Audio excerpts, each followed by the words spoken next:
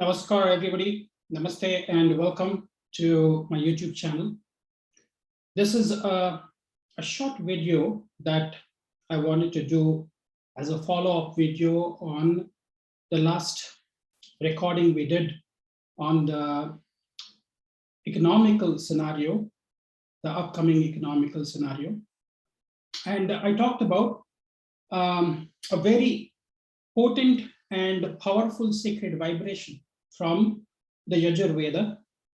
And today's discussion will be on this powerful vibration, which is called as Sri Rudram. So this video, I will be speaking in three parts of this video. The first part of the video, I will cover the importance of Sri Rudram. The second part of the video, where I will be talking about the numerology, the mathematics, and the logic behind the recitations and how many recitations to do. And of course, the third part will be for those people who are interested in knowing the astrological understanding, which is related to an untold secret of Bhadhaka Sthana and Bhadhaka Grahas. Okay, first let's start with part one. What is Sri Rudram? Sri Rudram is a Vedic mantra or a hymn which is paying homage to Rudra, which is an epithet of Shiva. And this is taken from the Taittiriya Shaka or the Samhita of the Krishna Yajurveda. This forms the fourth kanda, or it's the fourth book, and the fifth and the seventh prashna, or the fifth and the seventh chapter, which is called as Anuvaka or Prapataka. This is a very important concept associated with the Sri Rudram. Now, Sri Rudram is made of 11 Anuvakas. 11 means 11 Anuvaka means 11 sections or 11 chapters. And each of these 11 chapters have 11 hymns in each of these chapters. So the main part of the Sri Rudram is divided into two parts. The first part is called as Namakam, which forms the fifth prashna, or the fifth chapter, or the fifth Anuvaka, and Chamakam, the seventh prashna of Sri Rudram. Now, in Sri Rudram, the devotee or the seeker or the aspirant asks for the benevolent and the graceful aspects of Rudra, who is invoked, rather than the terrible and the fierce aspect of Rudra. And here the devotee is asking for forgiveness for their sins. The seventh chapter, what we said is the seventh prashna, the Chamakam, asks for fulfillment of the wishes of the devotee. Now, the importance of Sri Rudram cannot be covered in just this video, but you have to know Sri Rudram from Yajurveda is one of the most potent and the powerful hymns of Shiva. Why is it so important? Sri Rudram is the origin of many of Shiva and Rudra hymns and mantras. The foremost of the Rudra mantras, especially when we are doing Arti, are found in the Anuvakas of Sri Rudram. The first Anuvaka from the 11 Anuvakas consists of the mantra which is most often used in the prayer or the Arti, what we say. Arti is the puja that we offer the light to the deity. And this mantra is very popularly sang during the puja to Lord Shiva. The mantra is Namaste Astu Bhagwan Vishveshwaraya Mahadevaya Triambakaya Tripurantakaya Trikalagni, Kalaya, Kalagni Rudraya, Neelakantaya, Nilakantaya, Nilakantaya, Nilakantaya, Nilakantaya, Nilakantaya, Nilakantaya, Nilakantaya, Nilakantaya, Nilakantaya, Nilakantaya, Nilakantaya, Nilakantaya, Nilakantaya, Nilakantaya, Nilakantaya, Nilakantaya, Mrityunjayaya, Sarveshwaraya, Sadashivaya, Sriman Mahadevaya Namaha. So this is part of the first Anuvaka of Sri Rudram. The next most important mantra, which we all have been reciting for such a long time, but we didn't know the origin, comes from the 8th Anuvaka. The 8th Anuvaka, or the 8th chapter, talks about the greatest Panchakshari mantra, which is the 5-syllabled mantra, Nama Shivaya. This mantra, Nama Shivaya, is derived from the 8th Anuvaka of Sri Rudram. Okay. Only thing is there is no syllable Om which has been used, but we use to recite this mantra with the Omkar, the Ekakshari Bija mantra, which is Om Namah Shivaya. Then the 11th Anuvaka of this prayer in the Chamakam, we see the Mahamrityunjaya mantra of Rudra. And in the same Anuvaka, the 11th Anuvaka, is also followed with a popular chant of Rudra, which is Om Namo Bhagavate Rudraya. Okay, so this is a salutation to the omnipresent Bhagavan Rudra. Om Namo Bhagavate Rudraya Vishnave Mrityume Pahima. Okay, so this is Vishnu, please protect me from death.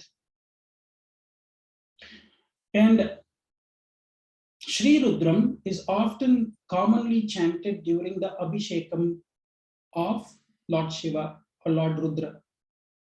And also this chant is also popular during the Pradosha time, which is considered to be the most auspicious time for worship of Shiva. Pradosh means it's usually in the evening time. Now, let's go to the second part of this discussion on Sri Rudram, is understanding the numerology. Okay, Sri Rudram is made of 169 mantras in the 11 Anuvakas of the 11 hymns. And in the first mantra, the seeker or the spiritual aspirant says, O Rudra, my salutations to your anger and fierceness of your arrows. My salutations to your bow and to your 2 hands. Rudra is always known to be easily pleased, and through the praise that is contained in the Sri Rudram, the fierce Rudra is calmed down and he is ready to grant his benedictions and his conceivable blessings as requested by the chanter in the Chamakam hymn. So whenever we look at Rudra, Rudra is about the 11 abstractions of Shiva. He is called as Ekadasa Rudra, the 11 forms of Shiva. So we see the number 11 coming very commonly in the Sri Rudram. We talked about the 11 Anuvakas, the 11 sections, and each of the Anuvaka has 11 hymns in it. So when we recite the Sri Rudram 11 times, this form of recitation is called as Ekadasa Rudram. When Sri Rudram is recited 11 square, which means 11 times 11, which is 121 times, this form of Rudram is called as Laghu Rudram. Then when we recite the mantras 11 cube, which is 11 times 3, which is 1331 times, then this form of Rudram is called as Maha Rudram. Then when it is 11 to the power of 4, which is 11 4 times, it becomes 14,641 times. This recitation of Rudram is called as Ati Rudram. Now let's go to understanding the astrological significance and what is the association with the untold secret of the Bhadhakas. Now, for those people who want to skip this section, you can skip this session because I've already talked about the importance of number 11. Now let me talk about the importance of the astrological significance. In Vedic astrology on Jyotisha, we know that the 11th sign of the natural zodiac is Aquarius. Aquarius is associated or ruled by the planetary rulers Saturn and Rahu. We also know that Aquarius is the sign of Rudra. And Aquarius is also the sign we know the symbology is the man, the cosmic man who is pouring the water from his pitcher or from his kumbha, from his kalash or his pot. So this flowing water is a reference to being free from the process of being entangled in this life. So the astrological importance of the 11th house, we also know the 11th house as per Phaladipika is connected to your labha, which means profit, aya, income, agamana, acquisitions, your prapti, which means what is your gains, your siddhi, which means your spiritual accomplishments and your attainments, vibhava, which means your riches. And even we know that from Uttara Kalamrita, Uttara Kalamrita Kalidasa says the 11th bhava is all possible ways that you can gain, all forms of income, your elder sibling, your great skill in earning gold and money, what kind of profits you have, how do you rise, what is your rise of fortunes, achieving your desired goals. So 11th bhava in astrology, which also can be correlated with the 11th sign, which is Aquarius, we know is also associated with our friends, our society, our social network, what are our greater ambitions in this life, what are our wishes, what are our desires, our fulfillment, our satisfaction, what are our hopes and our dreams. And Uttara Kalamrita and other sources and classics also talk about your conveyance, your mode of transport, especially they say elephant and horse riding. So it is all talking about sitting on an elephant or horse is about your greater achievements of life. It's not only your spiritual, but also your material attainments. Now, the 11th sign, which is Aquarius, also becomes a Bhadaka for Aries, which is the natural zodiac, and the first house of the natural zodiac is Aries, Mesha Rashi. For Mesha Rashi, the Kumbha Rashi becomes Bhadhaka Sthana. And whenever we observe in astrology, when we see a sign which is Bhadaka or which is creating obstacles in our path, in attaining our material and spiritual goals, aspirations, ambitions, wishes, fulfillment of our dreams and our hopes, and also our gains in life, all kinds of gains. Uttara Kalamrita talks about all kinds of gains. So whether it is any form of aspect of our life, if we need to fulfill, then we know even in Krishnamurti Paddhati, 11th bhava and 11th lord play a very significant role. So Aquarius being the natural Bhadakesh or Bhadhaka Sthana, and we have to see if we have to find a cure for this Bhadaka in the natural zodiac, then we always go to the 7th bhava from that bhava, which is we go to the 7th bhava or the 7th Rashi from Aquarius, which becomes Leo. I said to you that Aquarius is the sign of Lord Shiva and is ruled by Shani, which is Kal and Rahu. Okay, the proceeding of the time is Rahu. So Leo, which is ruled by the sun, is called Sun Surya Bhagwan, is called as Vedamurti. He is also said to be, Shiva is said to be the Pratyadi Devata of Surya Bhagwan, which is sun gods. Adi Devata is Agni and Pratyadi Devata is Pashupati, which is Rudra or Shiva.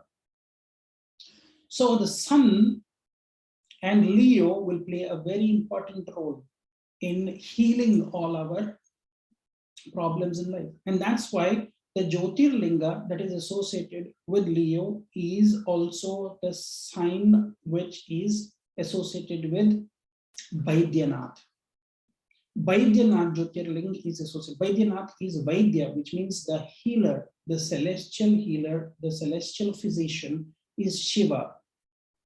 Okay, so if we have to overcome the problems that we are facing, then we have to appease and remove the Bhadhaka that is there in our life.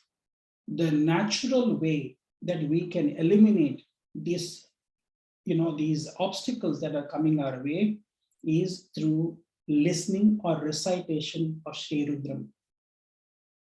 And there are some greater layers of understanding of the Sri Rudram, which I will, will be taking in another video. But just to let you know that there are certain anuvakas which are specifically associated with how you can be associated with the running waters. The fourth anuvaka is specifically for the creator and all the running waters is Sri Rudra. Sri Rudra in the sixth anuvaka, he is also, appeased for avoidance of miscarriage and for easy childbirth. Also, the sixth anuvaka of Sri Rudram is used for averting difficult astrological combination and challenges and protecting you from any kind of worldly difficulties, including diseases and disorders that are there. It's also for victory over your enemies. Okay, and the fifth anuvaka is associated with helping you to release you from ignorance and release you from any bondage that is there. So there are some other secrets that I will probably discuss in a future video, but for now, I think this is the introduction to all kind of problems that we have. Just listening to the Sri Rudram can be a very, very potent shield. It's a kavach. It's a shield that can protect you from all kinds of challenges that we face in our life. Okay, so that's about it. This is a short video, and I hope you all understand the significance of Sri Rudram. And Sri Rudram is also the bed of many of Shiva mantras, which are of greater importance. So thank you for listening. Namaskar.